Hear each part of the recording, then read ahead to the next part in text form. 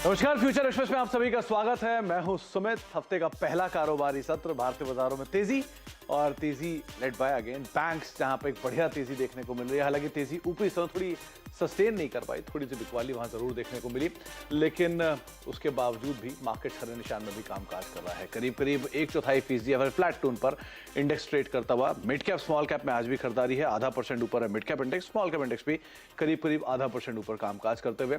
Banks में रफली 0.5% के आसपास की तेजी है, जिसको एसबीआई जैसे बैंक आज लीड कर रहा है। शानदार नतीजे के बाद पूरा पीएसयू बैंकिंग बास्केट वैसे तेजी में है। बैंक ऑफ बड़ौदा इंडेक्स का टॉप गेनर, एफएनडो का टॉप गेनर, और एसबीआई निफ्टी के टॉप गेनर्स में शुमार। ब्रिटानिया नंबर्स के बाद एक बढ़िया तेजी, अदानी एंटरप्राइज 4000 के आसपास, और आईसीआईसीआई बैंक करीब करीब 7 अंकों के आसपास का कंट्रीब्यूशन यहां भी है।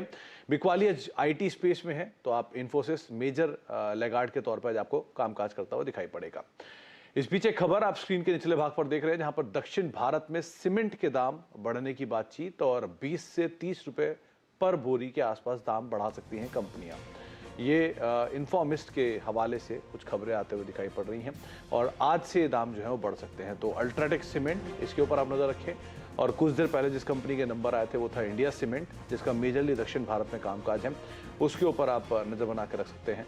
वहां पर कुछ हद तक इसका शायद इंपैक्ट आता हुआ दिखाई पड़े। India cement already day high के आसपास अब कामकाज करता हुआ दिखाई पड़ रहा है। नंबर्स के बाद मुनाफे से घाटे में आई, जिसके बाद एक स्टीप रिएक्शन, और उसके बाद अब जो एक खबर आ रही है, इसके बाद शेयर दिन के ऊपरी स्तरों पर कामकाज करता हुआ दिखाई पड़ रहा था। पूरा सीमेंट पैक आप नजर बना के रख सकते हैं। आज हम बातचीत करेंगे deputy VP Kotak securities Amol Athawale साहब हमारे साथ मौजूद हैं। उनसे हम चर्चा करेंगे मार्केट्स को लेकर, साथ ही साथ उनसे हम बातचीत करेंगे इंडिविजुअल कॉल्स पर, कहां पर वो बाजार पर अपना रुख रवैया रख रहे हैं, उस पर हम चर्चा करेंगे। साथ ही साथ हमारे साथ कुछ ही देर में बैंक ऑफ बड़ौदा की मैनेजमेंट भी मौजूद होगी, जिनसे हम नंबर्स को लेकर बातचीत करेंगे। अमोल सर से बातचीत करने से पहले एक बारी जरा मार्केट्स में कुछ नंबर्स के ऊपर नजर डाल लेते हैं, यानी कुछ ऑप्शंस के नंबर्स पर। 18,200 ही कॉल, 18,300 ही कॉल आपकी स्क्रीन पर आएगी, जहां पर मेजर राइटर्स आपको दिखाई पड़ेंगे, स्पेशली 18,200, जो कि पिछली बार भी अटेम्प्ट में ब्रीच नहीं हो पाया था।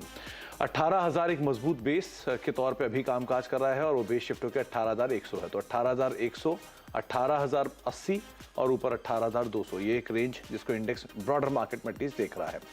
इसके अलावा आप निफ्टी बैंक पर नजर डालिए कि वहां पे एसबीआई के नंबर्स के बाद अनुमान था कि नए वापस ऑल टाइम हाइस को ब्रीच करता हुआ दिखाई पड़ेगा आज की तेजी में, लेकिन 41,400 के जोन्स पे अभी कामकाज कर रहा है। तो जो 42,000 के जोन्स हैं, वहां पर मेजर कॉल राइटर आपको दिखाई पड़ेगा। 41,800 के जोन्स में, 41,500 के जोन्स में आपको कॉल राइटर यहाँ पर दिखाई पड़ेगा।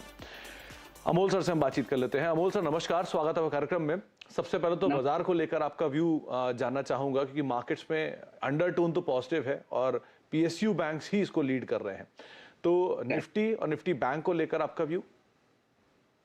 सुमित जी नमस्ते।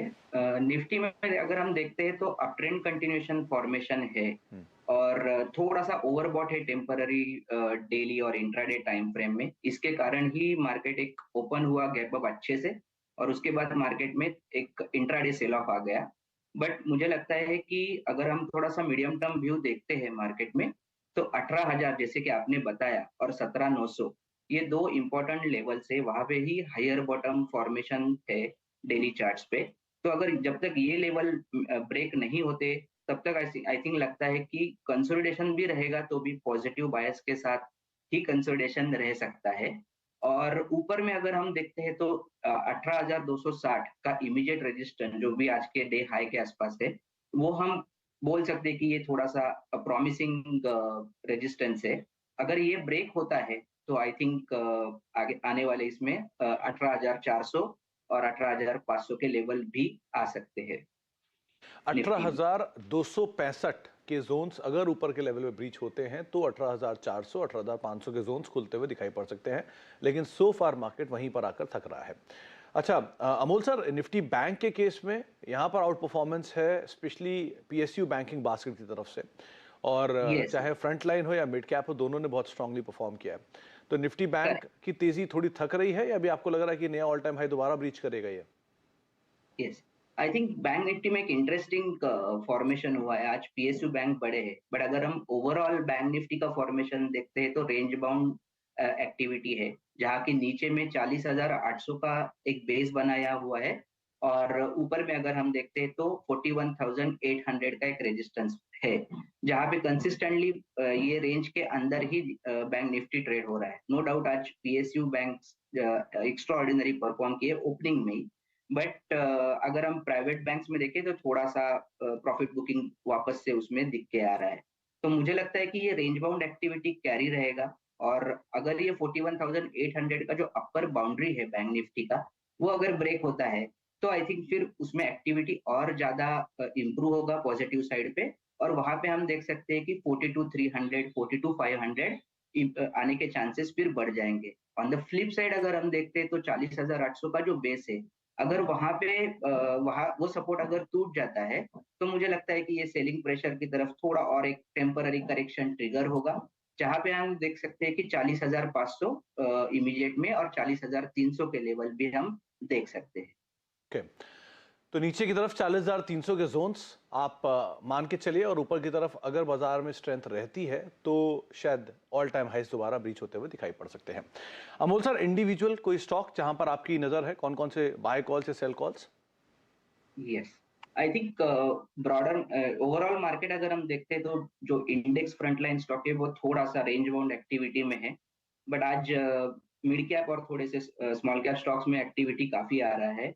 मेटल फ्राइडे को अच्छा परफॉर्म किया था, तो पहला आई थिंक मुझे जिंदल स्टील एंड एक अच्छा लग रहा है। ये एक पॉजिटिव मोमेंटम के बाद वो कंटिन्यू भी रखा है उसने मोमेंटम, तो 491 के आसपास है, 479 का एक सपोर्ट हम कंसिडर उसको कर सकते हैं। और अगर ये मोमेंटम रहा मेंटेन तो 515 और 521 ये एक वहां तक ये रैली कर सकता है। उसमें एक इंटरेस्टिंग अपट्रेंड कंटिन्यूएशन फॉर्मेशन है, स्टॉक ज्यादा रिट्रेस नहीं हो रहा है, इनफैक्ट नए टॉप पे टॉप वो बनाते जा रहे हैं, सो ये दिखा रहा है कि ये मोमेंटम और कैरी कर सकता है। तो पहला नाम जेएसपीएल डे हाई पर ऑलरेडी कामकाज कर रहा है, 494 का मौजूदा स्तर है। अमोल सर मान रहे हैं कि 515 521 ये जोन शायद आते हुए दिखाई पड़ सकते हैं। 479 का एक स्टॉप लॉस लेकर आप पोजीशन लॉन्ग साइड पर जा सकते हैं। तो मेटल से पहला नाम जेएसपीएल। अमोल सर, दूसरा नाम? बालकृष्ण इंडस्ट्रीज मुझे अच्छा लग रहा है, 1935 पे है, 1910 का उसका एक शॉर्ट टर्म स्टॉप लॉस दिख रहा है मुझे। और अगर ये रिवर्सल फॉर्मेशन वर्क होता है स्टॉक में तो आई थिंक 2000 एंड 2025 ये ऊपर तक जा सकता है। एक रेंज बाउंड है, स्टॉक इतना चल नहीं रहा था, बट अगर लोअर बाउंड्री के यहाँ पे हिट करके वापस से एक रिवर्सल फॉर्मेशन स्टॉक ने बनाया है, और अभी हम देखेंगे तो उसमें एक 20 दिन का average SMA which is simple moving average के आसपास ही है। तो अगर ये रिवर्सल फॉर्मेशन वर्क हो गया तो आई थिंक मुझे लगता है कि ये ऊपर में अराउंड ऊपर के टारगेट्स हिट कर सकता है। बालकृष्ण इंडस्ट्री दूसरा नाम रहेगा। एक अंतराल के बाद वापस मोमेंटम इसमें लौटा है, 1% के आसपास की तेजी है। 2000 तक के टारगेट्स यहाँ आ सकते हैं। 1910 का एक स्टॉप लॉस लगाकर आप पोजीशन लॉन्ग साइड पे ले सकते हैं। दूसरा नाम रहेगा बीकेटी का। अच्छा, तीसरा नाम अमोल सर आपकी तरफ से? यस, जीएसपीएल एक अच्छा लग रहा है। मार्केट थोड़ा सा ऊपर से करेक्ट हो गया, बट ये अच्छे से ये ब्रेकआउट इंट्राडे ब्रेकआउट कैरी भी कर दिया स्टॉक ने। अच्छा फॉर्मेशन है, तो 230 पे है, 225 का स्टॉप लॉस है, 240 245 ऊपर तक जाने के चांसेस है। हायर बॉटम फॉर्मेशन है, वो भी इंट्राडे चार्ट्स पे भी है और डेली चार्ट्स पे भी है, तो ये काफी प्रॉमिसिंग लग रहा है। जीएसपीएल, पहले जेएसपीएल जिस पे तेजी की बात 515 521 के टारगेट्स के लिए, और अब जीएसपीएल जिसमें आप तेजी देख सकते हैं 231 32 के जोन्स में है। 2.5% के आसपास की तेजी यहाँ देखने को मिल रही है। इसके ऊपर भी आप नजर बनाकर रख सकते हैं, ये भी एक लॉन्ग साइड पोजीशन रहेगी। तो अमोल सर, तीनों यही कॉल थी, और भी कोई कॉल आपकी तरफ से?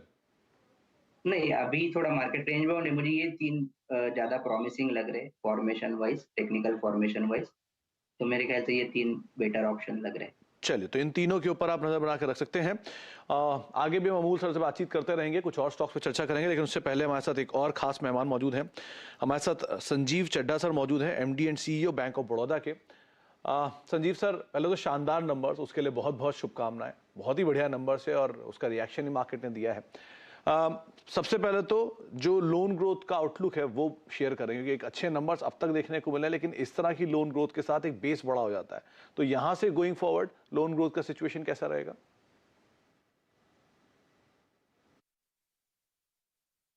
देखिए, ये अच्छा क्वार्टर था, पर ये भी ध्यान देने लायक है कि यदि हम पिछले वर्ष की बात करें तो पहले जो 2 क्वार्टर्स थे वो सेकंड वेव से प्रभावित थे, तो कुछ ना कुछ बेस इफेक्ट अवश्य है।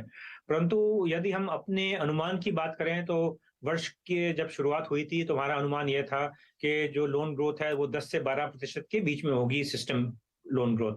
अब मेरे विचार में इस अर्थवर्ष को देखते हुए लग रहा है कि हमें अपने एस्टिमेट बढ़ाने पड़ेंगे और हो सकता है लोन ग्रोथ 12 से 15% के बीच में हो। तो यदि हम बेस इफेक्ट को डिस्काउंट भी कर दें, तब भी मेरे विचार में हम जो है लोन ग्रोथ के लिए काफी आशावान हो सकते हैं, क्योंकि इन्वेस्टमेंट साइकिल भी पिकअप हो रही है और अभी जो दूसरा अर्थवर्ष होता है, जिस जो बिजी सीजन होता है, उसका भी इम्पैक्ट पूरी तरह नहीं आया है। ओके। अच्छा संजीव सर, ये इंटरनेशनल बिजनेस को लेकर क्या आउटलुक लेकर चल रहे हैं आप, क्योंकि जैसे जैसे ग्लोबल एक्टिविटी इंप्रूव हो रही है, बैंकिंग एक्टिविटी भी इंप्रूव हो रही है, सो इसको लेकर क्या आउटलुक माने आप? देखिए, इंटरनेशनल बिजनेस जो है एक बहुत ही फ्लेक्सिबिलिटी हमको देता है कि जहां भी हमें कैपिटल पे बेहतर रिटर्न्स मिल रहे हैं, बेहतर मार्जिन मिल रहे हैं, हम वहां जो है अपना बिजनेस बढ़ा सकते हैं। तो गत कुछ 2 वर्षों में ये देखा गया था कि हिंदुस्तान में लिक्विडिटी काफी ज्यादा थी, तो कॉर्पोरेट मार्जिन थोड़े कम थे। इसीलिए हमने जो है इंटरनेशनल फोकस किया और इंटरनेशनल में आप देखेंगे कि हमारी एक तो जो लोन वृद्धि है वो लगभग 41% है वाई, परंतु उसके साथ साथ जो मार्जिन है वो भी बेहतर हुए हैं, लगभग 50% मार्जिन बेहतर हुए हैं। तो मेरे विचार में आगे चलकर भी हम ये ध्यान देंगे कि कहाँ हमें बेहतर मार्जिन मिल रहे हैं। पर मैं आशावान हूँ हिंदुस्तान में भी, अब जबकि कॉर्पोरेट साइकिल बेहतर है, ग्रोथ अच्छी हो रही है, तो हम आगे आने वाले समय में हम हिंदुस्तान में जो है बेहतर ग्रोथ कर पाएंगे और इंटरनेशनल में ग्रो करेंगे। परंतु ये आवश्यक नहीं है कि इंटरनेशनल ग्रोथ जो है हमारी डोमेस्टिक ग्रोथ से बहुत ज्यादा हो। अच्छा संजीव सर, ये कॉस्ट ऑफ डिपॉजिट को लेकर कोई गाइडेंस आप रखना चाहेंगे? किस तरह की सिचुएशन हम second half of financial year में देखेंगे वहां पर? देखिए, जहां तक कॉस्ट ऑफ डिपॉजिट्स का प्रश्न है तो आप बिल्कुल सही कह रहे हैं कि एक लैग होता है। जो हमारे लोन्स हैं उसमें रेट्स पहले इम्पैक्ट होते हैं, डिपॉजिट पे बाद में होते हैं। यदि हम इस अर्धवर्ष की बात करें तो अर्धवर्ष में हमारा डिपॉजिट कॉस्ट जो पिछले अर्धवर्ष में था लगभग उतना ही है और लोन यील्ड में लगभग 20 बेसिस पॉइंट्स की वृद्धि हुई है, जिससे निम भी बेहतर हुआ है। आने आने वाले समय में हम देख रहे हैं कि डिपॉजिट रेट्स बढ़ने शुरू हो गए हैं, जो लाजमी है। और ये भी अच्छा है कि अब आगे जाके डिपॉजिट रेट्स जो है वो पॉजिटिव हो जाएंगे, यानी कि इन्फ्लेशन से अधिक हो जाएंगे, क्योंकि जब तक रेट्स पॉजिटिव नहीं होंगे तब तक डिपॉजिट ग्रोथ जो है उसमें कहीं ना कहीं अंकुश रहेगा। तो मेरे विचार में आगे जाके डिपॉजिट रेट्स पॉजिटिव होंगे और डिपॉजिट ग्रोथ रेट भी अच्छा होना चाहिए। परंतु साथ साथ जैसे कि लिक्विडिटी का एक नॉर्मलाइजेशन होगा, बैंक के पास वो क्षमता होगी कि वो अपने लोन्स को भी रैशनली प्राइस कर पाए। तो मेरे विचार में डिपॉजिट रेट्स में वृद्धि होगी, डिपॉजिट कॉस्ट बढ़ेगी, परंतु अभी भी नेट इंटरेस्ट मार्जिन में बेहतरी की गुंजाइश है, क्योंकि साथ में लोन रेट्स भी बढ़ रहे हैं। ओके। अच्छा संजीव सर, एसेट क्वालिटी को लेके, क्योंकि एनपीएस की रिडक्शन तो देखने को मिली है, लेकिन क्या कोई ऐसा सेक्टर भी है जो कॉज ऑफ कंसर्न है, जहां पर आप एटलीस्ट वॉच लिस्ट में रखा हुआ है आपने अपने आप को? देखिए, हमने एसेट क्वालिटी में जो बेहतरी देखी है वो पिछले हम 1.5-2 वर्ष से देख रहे हैं। कोविड के चलते हुए भी लगभग हर तिमाही में ग्रॉस एनपीए कम हुए, नेट एनपीए कम हुए। हम जब आज की परिस्थिति जब हम देखते हैं तो ये भी देख रहे हैं कि कलेक्शन परसेंटेजेस काफी हाई हैं। हमारे एसएमएज जो, क्योंकि आज के एसएमए ही कल के एनपीए होते हैं, क्योंकि एसएमए की संख्या कम हो रही है तो इसलिए एनपीए के बढ़ने की गुंजाइश कम है। हमने गाइड किया था कि हमारा स्लिपेज रेशियो 1.5 से 2% के बीच में होगा, अर्धवर्ष में वो 1.53% है, जो कि हमारी गाइडेंस के न्यूनतम स्तर पर है। तो मेरे विचार में हम काफी अश्योर्ड हो सकते हैं एसेट क्वालिटी के बारे में। जो भी कोविड की समस्याएं थी, एमएसएमई को इम्पैक्ट कर रही थी, वो कम हो रही हैं और जो कॉर्पोरेट क्रेडिट क्वालिटी में इंप्रूवमेंट थी वो जारी है। तीसरा, जहां तक प्रोविजनिंग का संबंध है और क्रेडिट कॉस्ट का संबंध है, वो उस पर डिपेंड करती है कि आपकी एग्जिस्टिंग बुक जो है कितनी प्रोवाइडेड है। तो हमारी जो एनपीए बुक है उसको हम टेक्निकली रिटर्न ऑफ अकाउंट्स में इंक्लूड कर लें तो लगभग 92% उसमें कवरेज है। तो और जो स्लिपेजेस भी कम हो रहे हैं, इसलिए क्रेडिट कॉस्ट भी मेरे विचार में अपेक्षाकृत आगे जाके कम होनी चाहिए। और आज की तिथि में हमें ना क्रेडिट कॉस्ट के बारे में और ना ही क्रेडिट क्वालिटी के बारे में विशेष चिंता की आवश्यकता है। ओके, चलिए बहुत बहुत शुक्रिया संजीव सर हमारे साथ मौजूद रहने के लिए, नंबर से बातचीत करने के लिए, और एक बार फिर से आपको बहुत बहुत शुभकामनाएं। बहुत ही बढ़िया नंबर्स बैंक ने पोस्ट किए, उसका इम्पैक्ट भी हम मार्केट्स में देख रहे हैं। अमोल जी, एफ&ओ का top gainer bank of Baroda करीब करीब 11 रुपया ऊपर है, रफली 8% की तेजी, थोड़ा फिजल आउट जरूर हुआ है हायर लेवल से, लेकिन फिर भी करीब करीब 8% ऊपर है। क्या टेक है आपका इस पर? नहीं, ये अच्छा ही है। ओवरऑल पीएसयू बैंक्स भी काफी अच्छे परफॉर्म कर रहे हैं और नए टॉप्स लग रहे हैं तो वो सस्टेन भी हो रहे हैं स्टॉक्स में। ये महीने में भी अगर हम देखें तो वापस 4-5% का गेन है। थोड़ा सा खुलने के बाद वो थोड़ा सा रेंज बाउंड है स्टॉक, बट मुझे लगता है कि ये माइनर इंट्राडे करेक्शन रहेगा। 150 145 काफी स्ट्रॉन्ग सपोर्ट्स है। जब तक वो सपोर्ट्स लेवल ब्रेक नहीं होते, आई डोंट थिंक सो कोई बड़ा करेक्शन स्टॉक में आ सकता है। तो आपको रणनीति बताई गई है बैंक ऑफ बड़ौदा के संदर्भ में, करीब करीब 11 साढ़े 11 रुपए ऊपर कामकाज करता हुआ दिखाई पड़ रहा है। ब्रेक का वक्त है, ब्रेक के बाद लौटेंगे। अमोल जी हमारे साथ बने हुए हैं, उनसे हम बातचीत करेंगे एक सस्ते ऑप्शन को लेकर, किस ऑप्शन के ऊपर वो दाम लगा रहे हैं, और साथ साथ कुछ और स्टॉक, खासतौर से ब्रिटानिया जो कि एक बढ़िया तेजी में है, उस पर भी बातचीत करते हैं छोटे से ब्रेक के उस पर।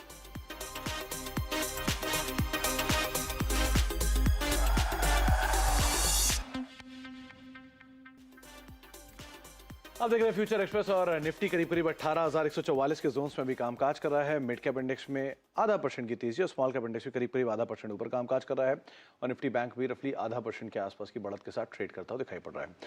अमोल अठावले हमारे साथ मौजूद हैं, डिप्टी वीपी कोटक सिक्योरिटीज के। अमोल सर, सस्ते ऑप्शन की बारी, कोई ऑप्शन ऐसा जो कि आपने आइडेंटिफाई कर रखा है एक ट्रेड के लिए?